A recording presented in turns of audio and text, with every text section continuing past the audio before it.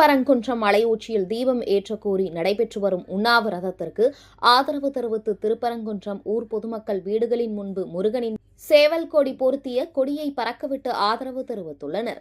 கார்த்திகை தீபத்தன்று திருப்பரங்குன்றம் சுப்பிரமணிய சுவாமி திருக்கோவில் மலை உச்சியில் தீபம் ஏற்ற வேண்டும் என பல்வேறு கட்ட போராட்டங்கள் நடைபெற்று வருகிறது. இதுகுறித்து உயர்நீதிமன்ற மதுரை அமர்வு திருப்பரங்குன்றம் மலை உச்சியில் தீபம் ஏற்றலாம் என உத்தரவை அண்மையில் பிறப்பித்திருந்தது. இதை தமிழக அரசும் இந்து சமய அறநிலையத்துறையும் நிராகரித்து உச்சநீதிமன்றத்தில் வழக்கு தொடுத்துள்ளனர். இந்த நிலையில் திருப்பரங்குன்றம் மலை உச்சியில் தீபம் ஏற்ற வேண்டும் என முருக பக்தர்கள் 100க்கும் மேற்பட்டோர் திருப்பரங்குன்றம் முருகன் கோவில் அருகே இன்று காலை 9 மணி முதல் மாலை 5 மணி வரை அடையாள உண்ணாவிரத போராட்டத்தில் ஈடுபட்டு வருகின்றனர்.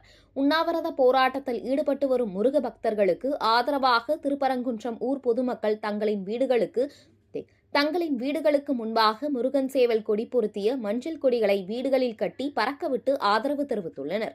குறிப்பாக திருப்பரங்குன்றம் மலையை சுற்றியுள்ள குடியிருப்பு பகுதிகள், தெருக்கள், வீடுகளின் முன்பாக முருகன் சேவல் கொடியை பறக்கவிட்டு தங்களின் ஆதரவை தெரிவித்துள்ளனர்.